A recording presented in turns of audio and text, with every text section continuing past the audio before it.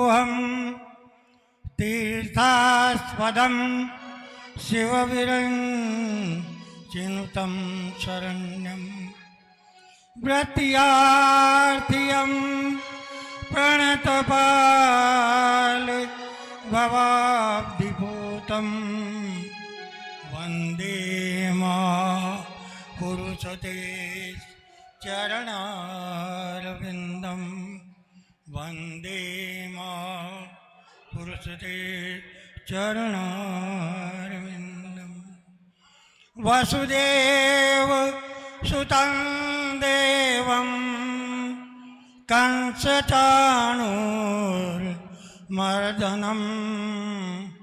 देवकी परमानन्दं कृष्णं वन्दे जगद्गुरुं कृष्णं वन्दे जगद्गुरुं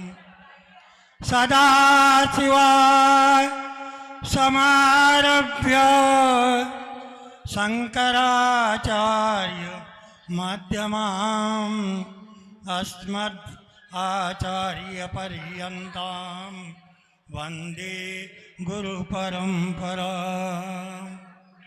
अत्यंत हर्ष का विषय है।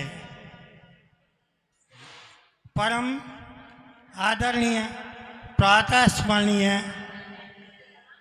विद्वान पंडित श्री राम प्रकाश जी महाराज के मुखारबिंद से आप भागवत कथा श्रवण कर रही हैं। श्रीमद् भागवत ग्रंथ अपार ग्रंथ है। यद्यपि जन्म मरण के बंधन से छूटने के लिए 1 मिनट में समझ सकते हैं आप। केवल एक श्लोक समझने से जन्म मृत्यु के बंधन से छूट सकते हैं।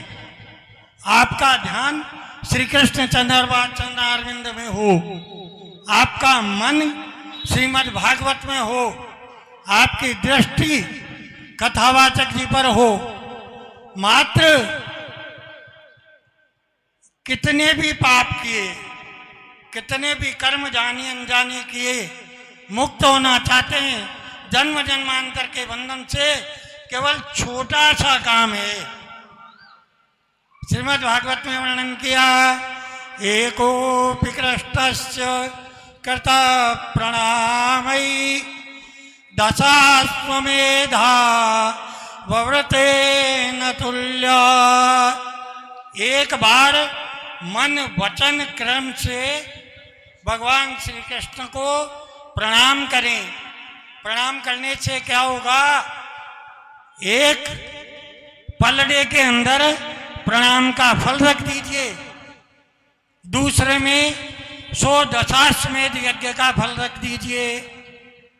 निर्णय क्या होगा? दशाश्वमेधई पुनरेपि जन्म।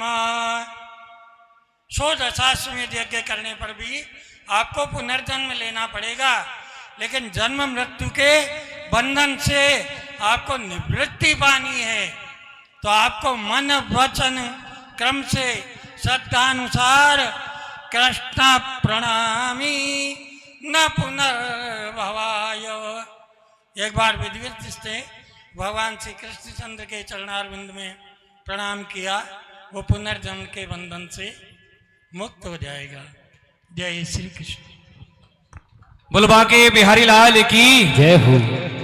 ये आज आपके सामने जो पधारे हैं दोनों ही मेरे गुरुजी हैं, और बड़े ही आप जिसको आप देख रहे हो मेरे सामने, जो भी मैं आज सीख पा रहा हूं, जो आगे का अध्ययन सीखा है, इनका नाम है आचार्य लव भूषण, जो कि भारत ही नहीं विदेश में भी अपने ज्योतिष के द्वारा अपना झंडा गाड़ के आ रहे हैं।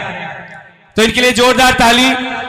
ये हमारे गुरुजी हैं, ये भी जिनको मार्कंडी की उपाधि मिली है, और ये भी बहुत ही विद्वान और कई इनमें विद्याओं में इन्होंने ग्रहण किया है, अध्ययन किया हुआ है। इनके लिए भी बहुत बहुत जोरदार ताली। बहुत ही सौभाग्य की बात होती है जब इनके दर्शन होते हैं। आज किसी भी प्रकार से मैं इनका बहुत शुक्रगुजार हूं, जो दोनों अपने शिष्य के और हमारे जो मेरे पिताजी हैं जिनके आशीर्वाद में हमेशा बना हुआ है, वो उनकी कथा में इन्होंने अपने समय, इतना कीमती समय निकाला। बहुत बहुत धन्यवाद गुरुजी आप दोनों का।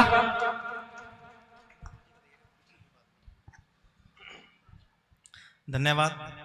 मैं आपको ज्योतिष के अनुसार बताना चाहूँगा कि जो हमारा भाग्य जो हमारा भाग्य का हाउस है वह नवा हाउस है, और हम अक्सर अपने भाग्य को कोसते रहते हैं कि ये मेरे भाग्य में नहीं लिखा है, ये मेरा काम नहीं हो रहा है।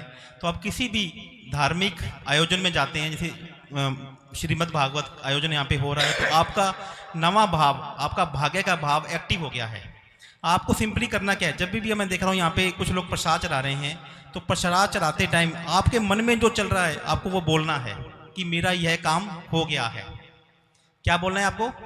कि मेरा यह काम हो गया है, क्योंकि आपका भाग्य एक्टिव हो गया है। जैसे ही आप यहाँ पे पहुंच गए, धर्म का भाव 9 नंबर भाव है और कर्म का भाव 10 नंबर भाव है। तो आपने अपने जो मन की इच्छा है, आपके बच्चे की शादी नहीं हो रही है, बच्चे का एग्जाम पास हो जाए, बच्चा कहीं नौकरी लग जाए, या कोई भी काम आपके मन में जो चल रहा है, तो आपको प्रसाद यहाँ पे घर से लाते टाइम तो क्या बोलना है कि मैं हे धर्म गुरु मैं आपके पास आ रही हूँ, तो ये मेरा काम आपको करके देना है। तो जब प्रसाद रखते समय आपको ये बोलना है कि मेरा ये काम हो गया है। जब आप यहाँ पे प्रवचन को सुन रही हैं, श्रीमद् भागवत गीता को सुन रहे हैं, तो आपको मन ही मन ये बोलना है कि आज मेरा धर्म का भाव एक्टिव हो गया है और मैं यहाँ पर आपके पास आ गई हूँ, मेरा काम हो गया है। और फिर जब आप यहाँ से शाम को प्रसाद लेते जाएं, तभी आपको क्या बोलना है कि मेरा ये काम हो गया है।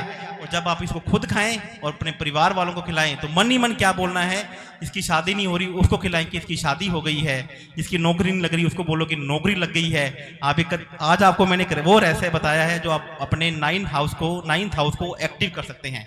इसके बाद जो धर्म का जो ग्रह है, गुरु ग्रह है। किसी भी काम को बनाना, किसी भी काम को न बनाना सिर्फ और सिर्फ गुरु के हाथ में है।